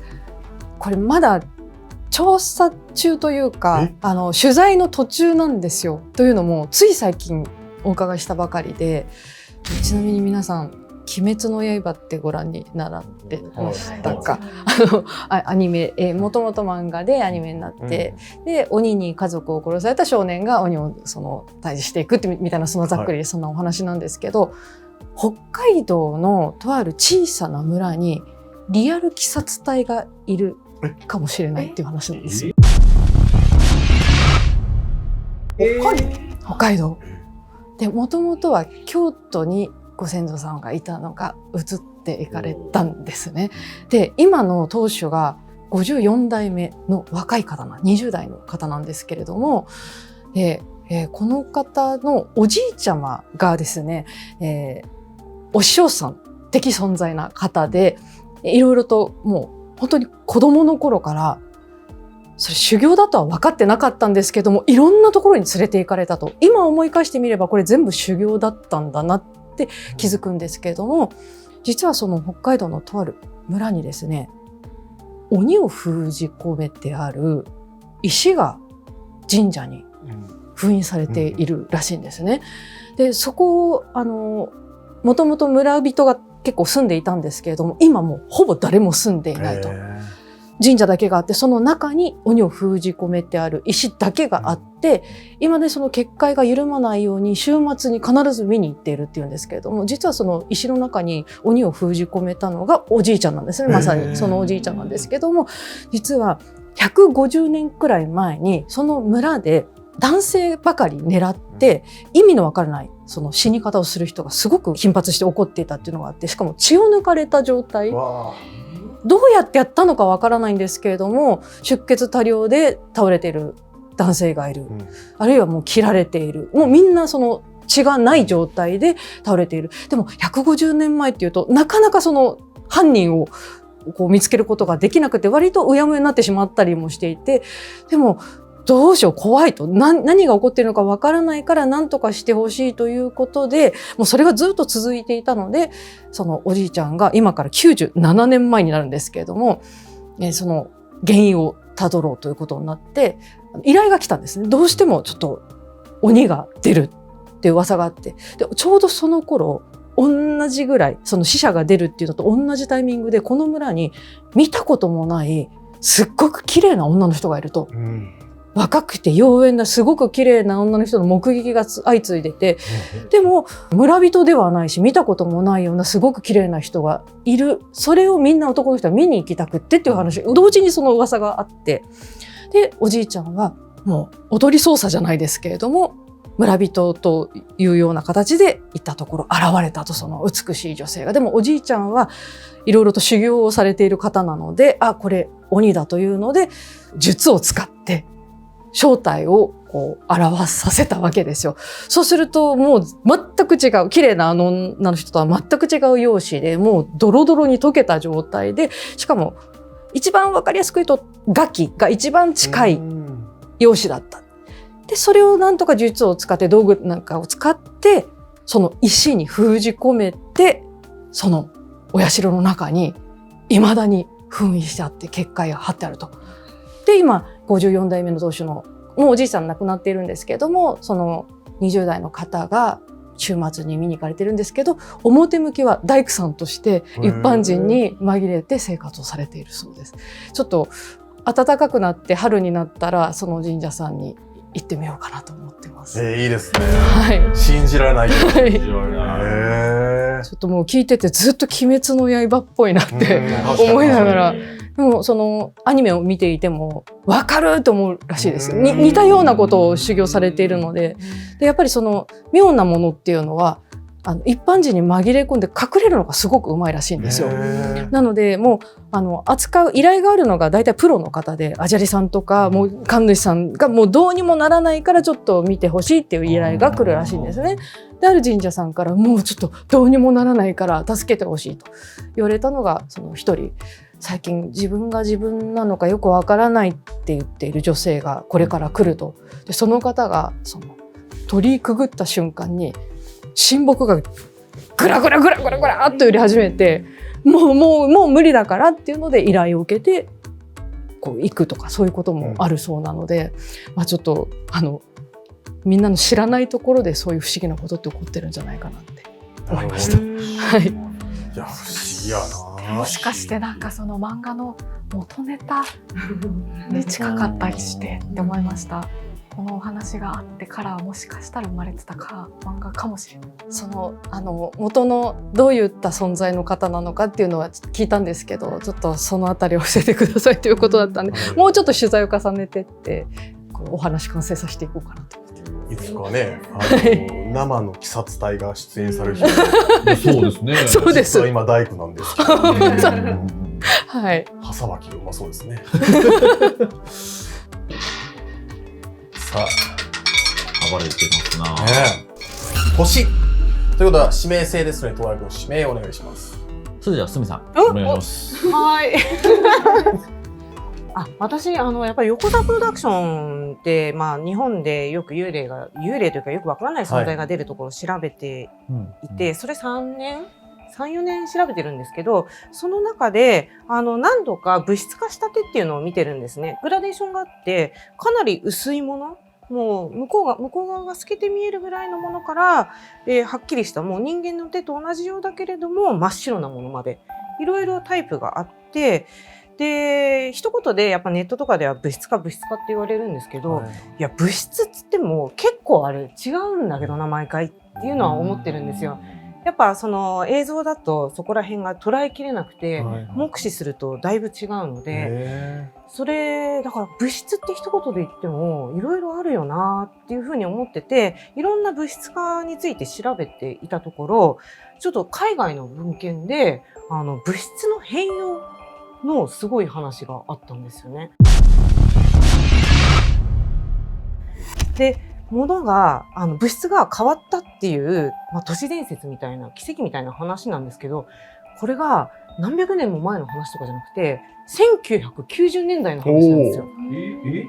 でこれがブエノスアイレスの5生態の奇跡って呼ばれているものなんですけれども、1992年にアルゼンチンのブエノスアイレスの教会で神父さんがパンとブドウ酒、5生態ですね、パンとブドウ酒をミサで配ったりするじゃないですか。でもパンって本当にくず一つまで最後神父さん食べるんですよ。とっても貴重なものだから。だけれども食べたはずなのに残ってた。あれって思って、で残ってしまったものっていうのは捨ててはいけないんです。で食べることもできないので、容器の中に水に浸した容器の中に入れてしかるべき場所に置いておいたと。そしたら数日後にそのパンに赤いシミがついてたんですね。であれって思って、でそのお皿の縁のあたりにも赤いものがついてる、なんだと思って調べたらこれは人間の血だったんですよ。でここまではでももしかしたら誰かが奇跡を起こすためにつけたんじゃないかとかも考えられるじゃないですか。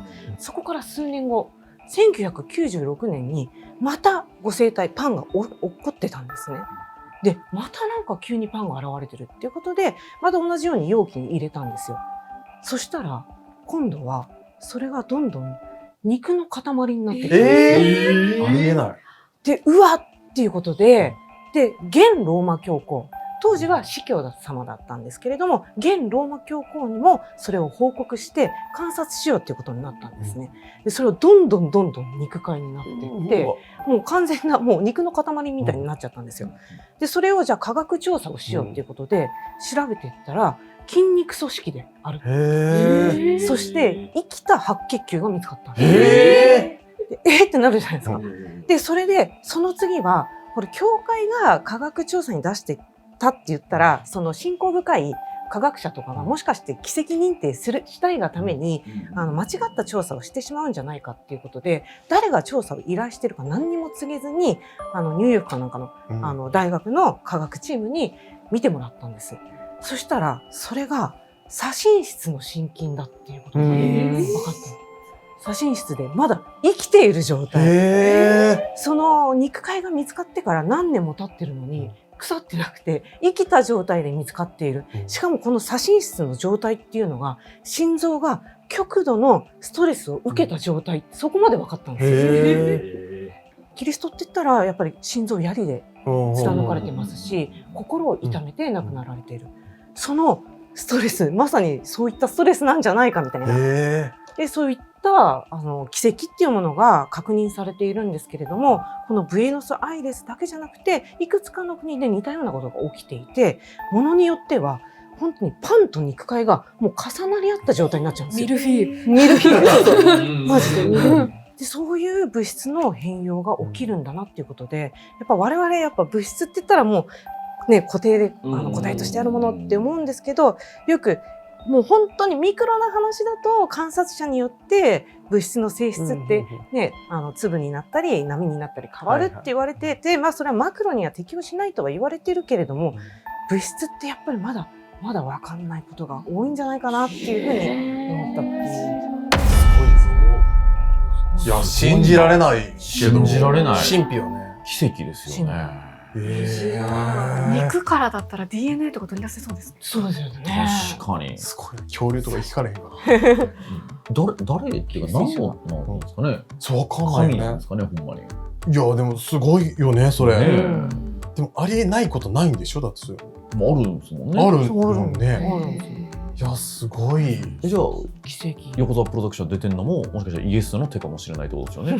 多すぎるやろ。多すぎるし、なんで横澤プロダクションだけ出んねん。今度出なきゃいけないとこたくさんあるでしょ。映画化されとるやん。寄付で営業に回りますよ。確かに。いや、まだ僕は生で見たことがないのよ、横澤プロダクションさんは。ちょっと半信半疑ですけど、行った人みんな言いますもんね。ねえ。すごいな。気になるわ。どうなんですか、ちょっとそういう心霊現象的なもので手がこう生えてくるって何かメッセージなんですかね。そうですね、その動画とかにやっぱこうよく手が出るとか、なんかこう顔が今一瞬映ったとかよくあると思うんですけど、それがご先祖様だったりとかのメッセージで出てくる時もあれば、もう本当にただただ供養されたいでずっと見つかってないから誰か気づいてほしいっていうのでそこで亡くなってる資料もいるんですけど、一番怖いのは生き量の時ですね。わあ、そうなんだ。アップにした時にこの顔見覚えある怖いってなった時がやっぱ、いや、怖いね、本当。そうなんや。ちょっと本当怖いの苦手なんですよ、僕。一人で寝れない可能性があるんで、多分こうオンエアも僕見てません。怖すぎて。怖いな。そうなんや。怖いな。めっちゃ怖いな。うん。いや、ほんま怖いな。いや、本当に。どうか、次は怖くないやつ。僕来ました。怖くないやつ。じゃあ、怖い。しましょうか。めっちゃ怖い話ばっかりじゃないですか、小焼さん。そうですか。でもめっちゃポップな話しますね。短いやつじゃします。僕3回目なんで。今ってテレビ業界は結構揺れ動いてますけども、この先テレビって人が消えるって言われてるんですって。今も来年再来年のその編成っていうものが不透明すぎて、誰をどうキャスティングしていいか、どんな企画やっていいかがどの曲も今分かんなくなってそうなんですね。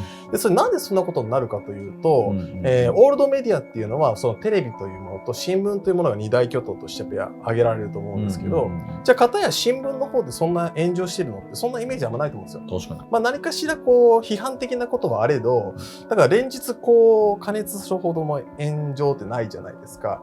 じゃあテレビはなんでその炎上しやすいのかというと、やはり人が出てるからなんですよね。でこれからちょっとテレビ関係者に聞いたその未来というのは、テレビから人が増えて逆に YouTube に人が増えるみたいなことを言われてるんですよ。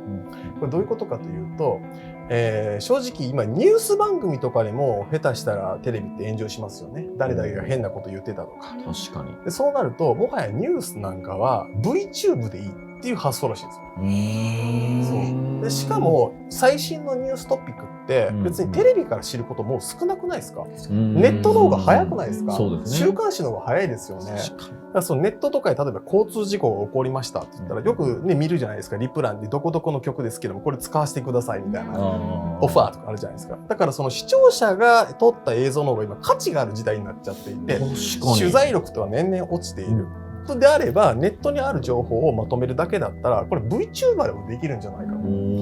ちょっと昨今話題になってますけども声優の AI 化っていうこともねこれがいいのか悪いのかって議論になってますけどもこれでいい声であれば AI で喋らすことがもうできてしまったらもういよいよそれで人物によって炎上することもなくなるしじゃあ人がどんな、今ニュースが欲しいのかどんな企画が今求められているのかっていうのも AI がずっとその、統計を取れるんでその検索ワードとかで、欲しいニュースを選ぶ。つまり人がもう介在しなくなるっていうふうにまずニュースの世界から言われていて、次にこうバラエティとかになってくるんですね。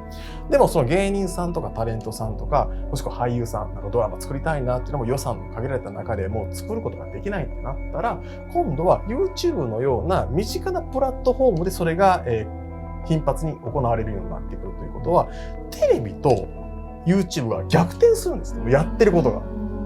テレビでやってることの方がちょっと陳腐化というか今僕たち VTube とかでやってるようなことが当たり前になっていって逆に YouTube の方が Netflix とかそういうところでやってるような本格的なものにどんどんなっていくっていう時代が来ると聞きました。ありえる。信じられる。信じられる。ここにいる人はねテレビ結構よく出る人なのでどうですか？そんな思わないですか？いやもうずっとそう思ってました。信じられる話をしてしまいました。はい。僕もちょっと某局にこのイベントで誘われてるんでその人も真剣に言ってました。食がなくなるのはいいけど僕たちが好きだったテレビがなくなるのが悔しいみたいなこと言ってましたね。実際出たやつが全部お蔵入りになってるんで。ゆい先生はそうですよね。そっか放送できない。もう放送自体なしになってこの番組に登場すること自体もなしになってるんで。当ててしまったやつとかそうですよね特に。そうですね。なんか実際テレビって本当に映っちゃったりとか、当てちゃったりするともう放送できないっていう話聞いたことあるんですけど。それでやっぱ怒られたこともありましたね。当てたことによってですか？怒られるのは筋違いですよね。そうですよね。お前らがやれって言ったからやったのにね。なんか面白くやってほしかったのにっていう意味で、私は面白いだとどうしてもこう自分の信念としては曲がってしまうので、それはごめんなさいとじゃあもう映さなくていいですっていうので結構見送ったことはあります。この前聞いたんやけどねそのテレビに出るときは占い師で出ないといけないんだって。ギャル霊媒師としての霊媒師の家系じゃないですか。だから何も嘘偽りなくプロフィール喋っても占い師にしてくださいって言われて。この間だって私パワースポット NG でしょ。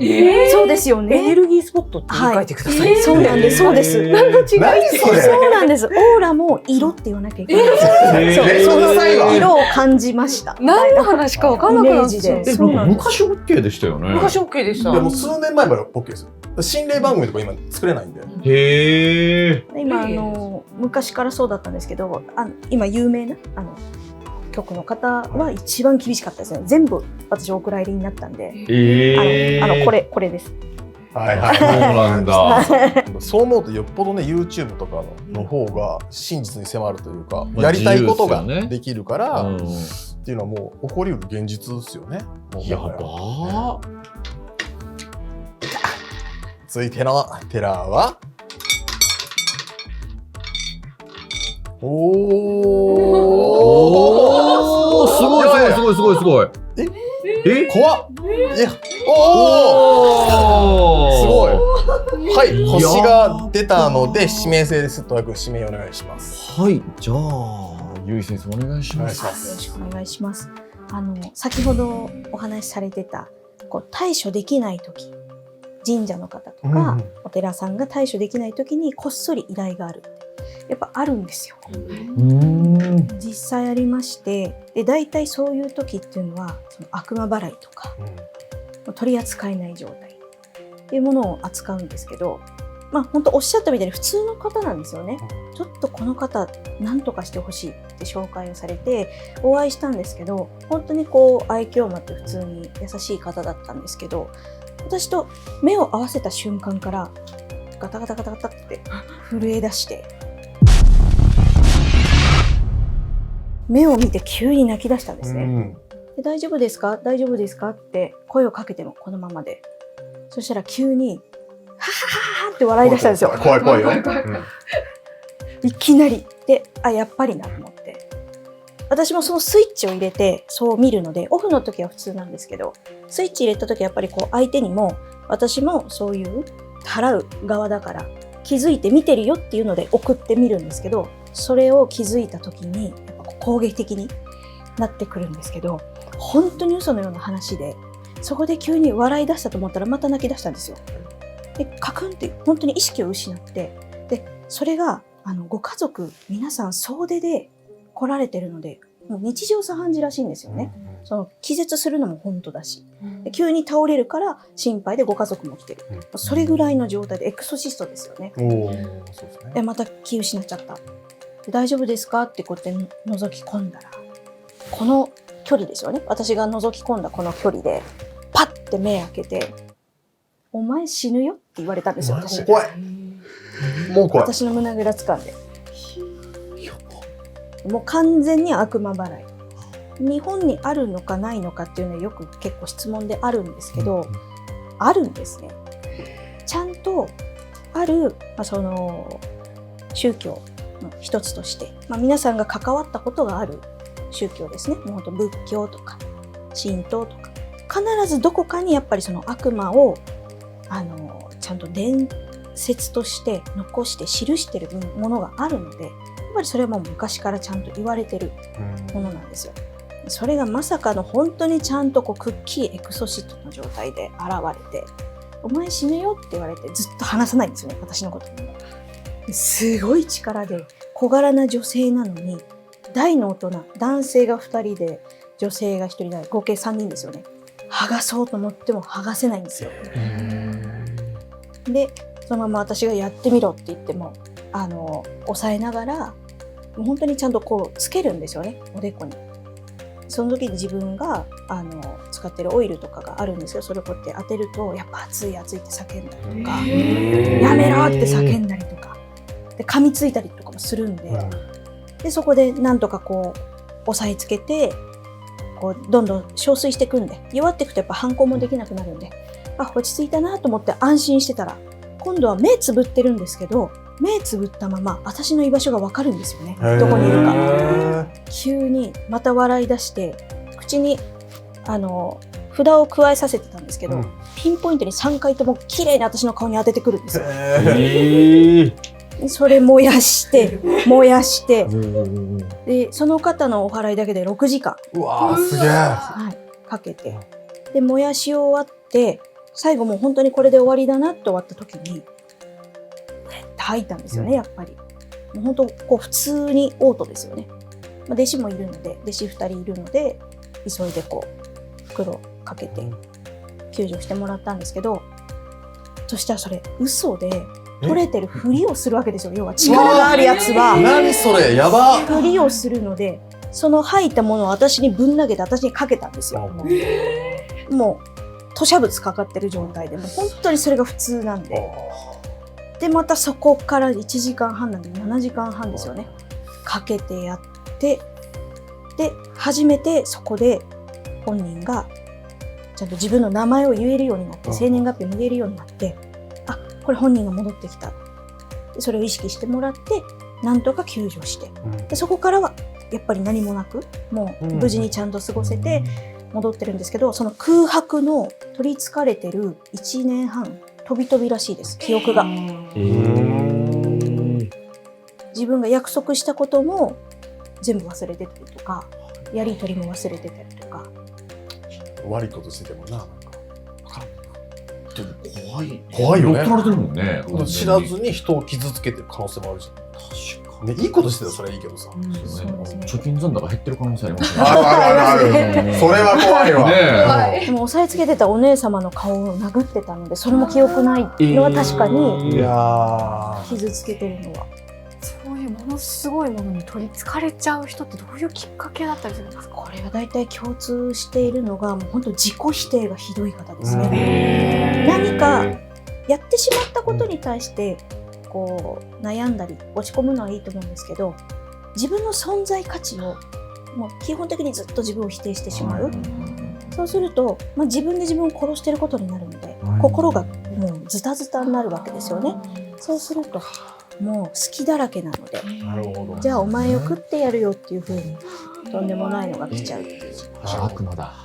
海外のエクソシズムとかでもやっぱりそのかかりやすい女性ってちょっとそのお子さんを亡くした方とか、なんかその信仰の理由もあって自分は悪い人間だ、罪深いってなってそこにつけ込まれるケースってすごく多いみたいです。そうですね。実際本当やっぱそれ全世界共通ですね。おっしゃってる通り、教会であればベルが鳴りますし、お寺であっても鐘が鳴りますし、神社であっても鈴が鳴りますし、あれはやっぱ清めるためにそういう者たちが来ないように。でもやっぱりそれ以上のこの術を使うこととか悪魔払いっていうものはやっぱり国が認めているものではないので、やっぱりその神社さんでできるもの、お寺さんでできるものを厄払い、八方よけとか災害よけがメインだと思うんですね。でその、汚れ仕事って言ったら変ですけど、裏舞台って言われてるのが我々のような仕事の人たちなんで、それをあんまりこう大々的に言うことに、賛否両論が飛び交うじゃないですか、世の中的に。やっぱりそこにはこうそれに耐えられるメンタルの方がいないとこれを発信できないと思うので、なるほど。なんでちょっと昔から実はでも普通にあることって。いや、信じられないけどあるんだろうな。あるんでしょうね。ね、見てる方もね、なかなか急に自己肯定感を上げてても難しいかもしれませんけど、ね、自分だけよく褒めてくださいね。いや本当に。いやー、なるほどな。いいよ。でも信じられないよ。回ってますね。お、ゆい先生、お願いします。またいいですか、私で。何を話しましょうかね。これテーマパークに続いてなんですけど、皆さんがまた知ってる大きな山があるところのテーマパークですね。わかると思うんですけど、すごいこう大きなお化け屋敷ご存知だと思うんですけど、本当にオープンしたての時に修学旅行で行くきっかけがあって入ったんですよ。で団体でみんな入るんで、グループで、1人じゃない分怖くなかったんですけど、その時私6人グループで入ったんですけど、本当に結構長いじゃないですか。長いですよね、あれ。でなんでか、みんな結構歩くの早かったんで、私ビビってたんで、その時まだ15歳ですね。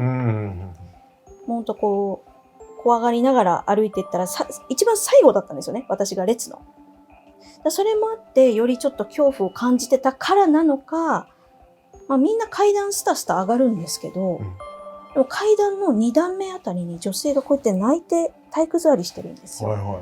何この演出と思って、これ追っかけてくるパターンじゃん。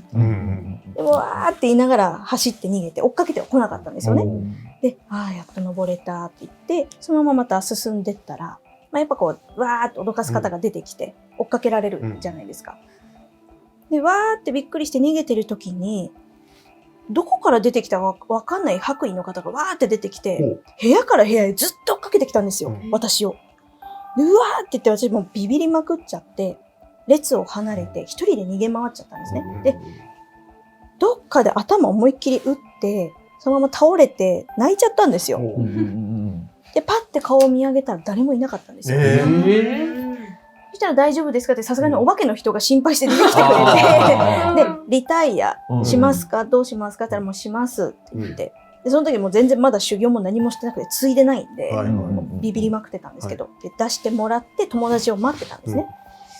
でみんな帰ってきて、怖かったよねって話をしてて、階段のとこさ、女の人あれすごい怖くなかったさ、いないよ。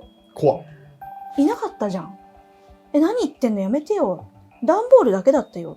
いたじゃん、女の人泣いてたじゃん。いないからやめてよ。ってなって、で、なんでリタイアしたのって話になったんですよ。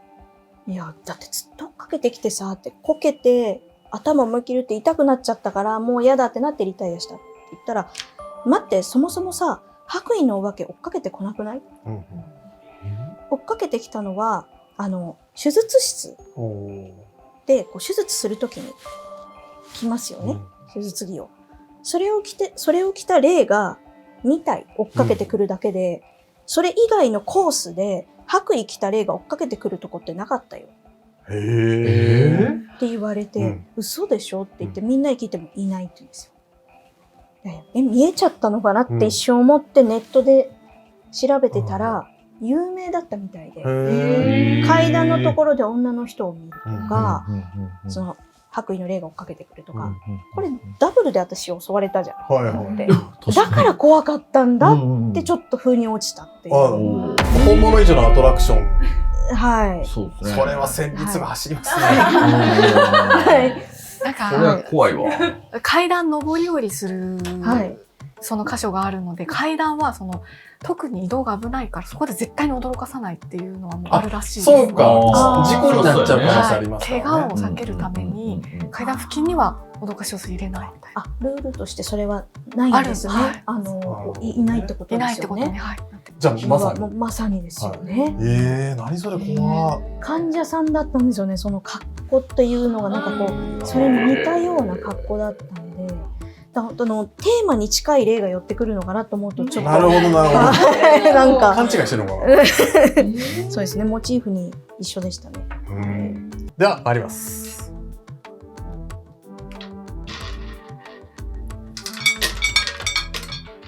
暴れております。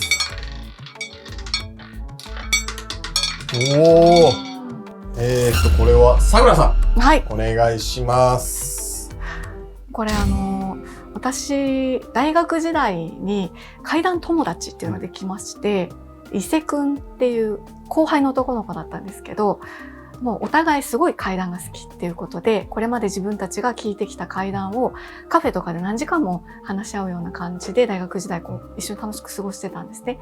で、卒業してから私は関西で、伊勢くんは地元である大分県に帰ったんですけど、時々長電話をして、で、最近こんな怪談聞いたよっていうやりとりをずっとしてたんですね。で、今から5、6年ぐらい前になるんですけど、伊勢くんからすごい面白い話を聞いたっていう電話がかかってきたんです。で、地元でちょっとボランティア活動みたいなのを彼がしている時に、その一日働いて汗をかいた。それを流すために銭湯に行ったんですね。で、そしたらそこに先客が一人だけいて、おじいさんだった。よく日に焼けた70歳ぐらいの方だったんです。で、伊勢くんは出会った人と挨拶したら必ずその人に怪談を聞くっていうのを自分に課してる男の子なんですよ。なので、なんか不思議なご体験教えてくださいって言った。そしたらそのおじいさんが話してくれた話がすごかった。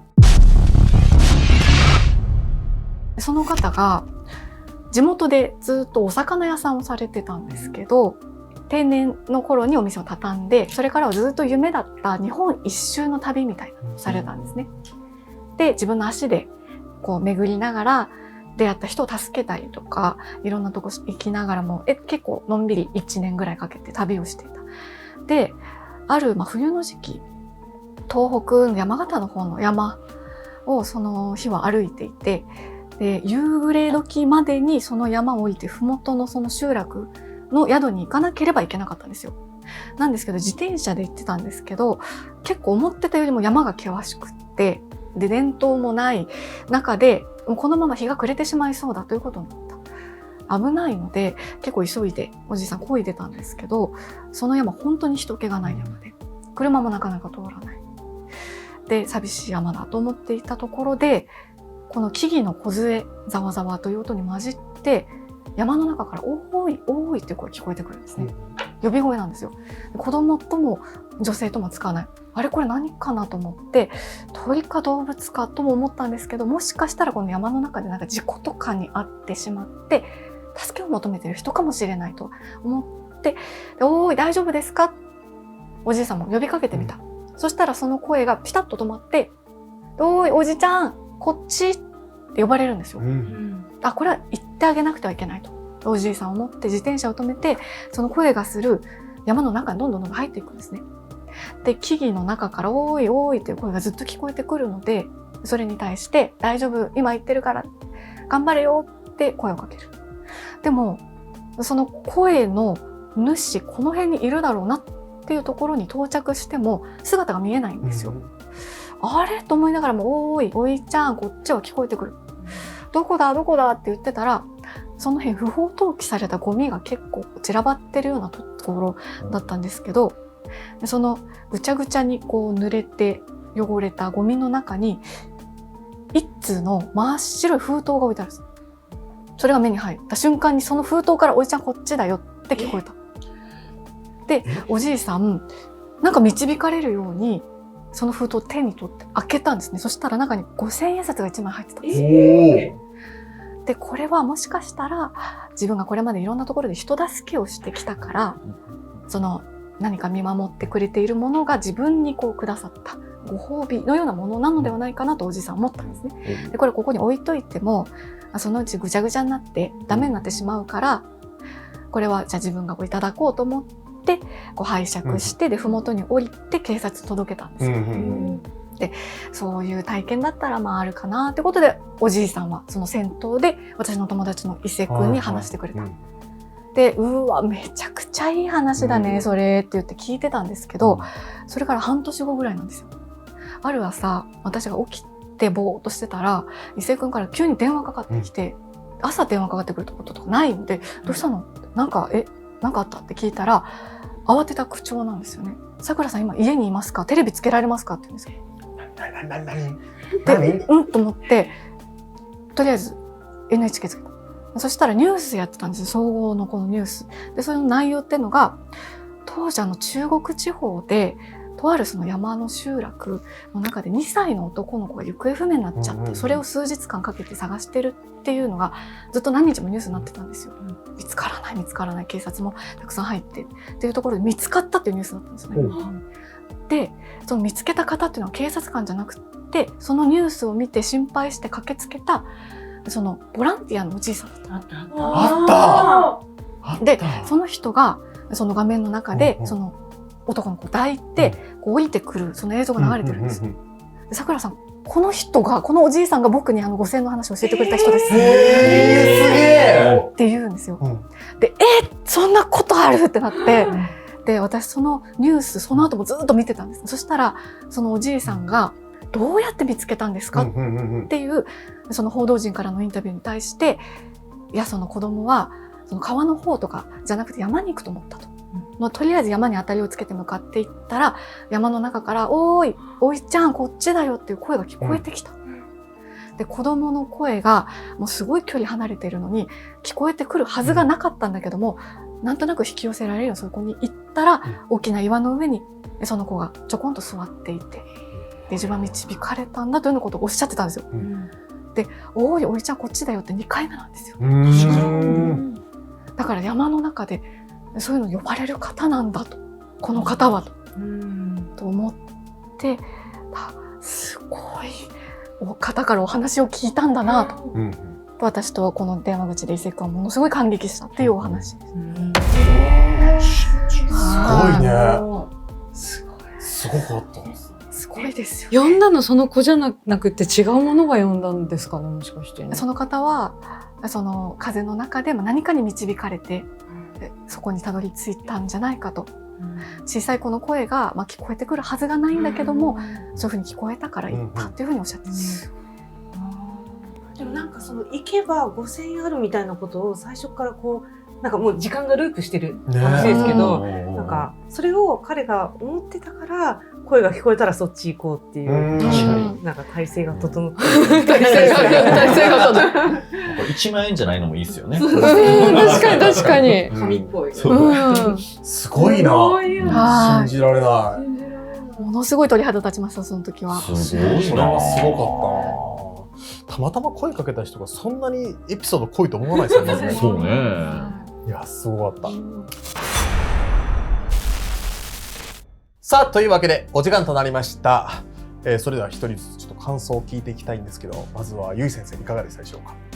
本当皆さんのお話が濃厚で、あっという間すぎて時間が経ってるの忘れてました。あっという間ですよね。はい、本当に不思議な話もあり、感動話もあり、ちょっとうるっと来る場面があったので、はい、濃厚な有意義なお時間をありがとうございました。ありがとうございました。そしてさくらさんお願いします。はい、いやもう本当に怖い話もあり、もうずっと鳥肌も立ってたんですけども、残ったこの気持ちとしてはすごい楽しかったなと。楽しかった。はい。この時間もっともっと長く続けばいいのになと思います。嬉しい。はい、ありがとうございます。ありがとうございました。続いて千佳さんお願いします。はい。もう女子会っていう感じですごい楽しくて、すごい楽しくて、もうどの話もすごく怖いし面白いし、聞いたこともないような話もたくさんあって、まだストックしてた話とかも出せてない話があったので、今度ぜひ信じられない話100物語会やってほしいなって思います。だってどっちにしようかって悩んでもさ、そうですね。もうめちゃめちゃ話したいし聞きたいしっていうので、もっともっと聞きたかったなっていう感じでした。ありがとうございました。また呼んでください。そして住由紀子さんお願いします。はい、やっぱりもう今日もトップ怪談師、女性怪談師の方と見えるギャル霊媒師のギャル霊媒師の方っていう異色の組み合わせで、もう全部の話が面白くて印象深かったですね。確かに住さんとゆい先生の絡みなんてあんま外じゃ見れないですもんね。初めまして。初めましてですか。はい。変ですか。いやいやいや。僕は変だと思ってるんですよ。やっぱこうお上手だなって皆さん見てて、語り口調というか想像ができるんですよね。やっぱり自分が見えてるのと別で、こういう緊迫した空気なのかなとか感じられて、ワクワクしながら聞けたんで楽しかったです。本当に。ありがとうございます。では最後、東也くんお願いします。結構ね、今回どういう話になるんやろうなって正直思っていたところはあったんですけど、結構このトータル的なテーマとして思いに関する話がめちゃくちゃ多かったなっていう。確かに確かに。だからなんかね、今2025年に世の中が不安になる年って言われてますけど、そういった年にすごいなんかハッピーになるような思いの話ができたのは良かったなと思いますね。確かに。東也くんでも1回しか喋ってない。そうやね。大丈夫だった。前回もそうやに1回しか喋ってない。そう、なんか今回1回しか当たってないから、俺多分次8回ぐらい当たるんじゃないかと思って。前回見てもらった方は分かると思うんですけど、前回インドカレーの話して、今日犬の話してませんよ。そうやね。俺今回この祈りの話もあって、この女性会用の話あったんですよ。でも1発目で話すのちょっと流れ違うかったから置いといたら、もう置いといたままお預け食らった状態でそうだからまた別の機会で話そうかなと思いますね。はい、信じられない話まだね続きますからね。はい。それでは本日のモストバリアブル都市伝説 MVT の発表です。本日の MVT はちょっと怪談師多いからこれになってるのおもろいの。いつもこうやってやってるの。最近これ。今これ。内田千佳さんの蛇に守られた話です。おめでとうございます。おめでとうございます。ありがとうございます。重い。ありがとうございます。意外とずっしりしてますか。ずっしりしてます。安物じゃないぞということを。まず終わりまで想像できなかったですね。確かに。だからただの怪談とかじゃなくて、これ実際聞いた話ですよね。それも今もなおある場所っていうこともすごい都市伝説味があって面白い話でしたし、まさに今年は蛇年ですから、蛇は破壊と再生のね、言われますけども、今日本もちょっと、落ち込んじゃってますけども、これから日本全体も良くなっていってほしいなという思いも込めて選ばせていただきました。素晴らしい。ありがとうございます。おめでとうございます。ありがとうございます。嬉しい。ちょっとね、ポムも悩んだんやけどね。ポムね。でも祈りの話しとったらいけると思うね。そう、ポムと祈りで加算してに。加算してないこれは。違う。違うんや。そういうシステムじゃないんや。まだ分かってなかったわ。全員今度話面白かった。いや、よかったっすね。ドキドキワクワクの波がすごい多かったですね。いやー、ほんとね、某テーマパークのようにね。全然うまいこと言えてないんで。でも、いけてましたよ。じゃあ、優しい。もう三上さんの時なんかもうひたすらビールのね、早終わへん感じな感じでしたからね。はい。というわけで今回の信じられない話は以上となります。また次回お会いしましょう。ありがとうございました。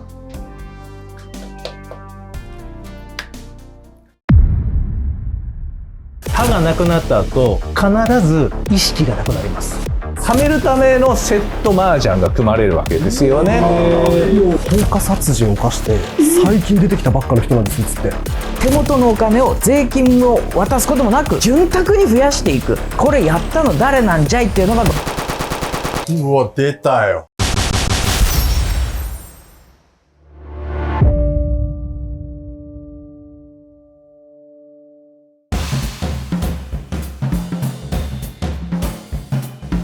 この空気清浄機はちょっと待ってよ。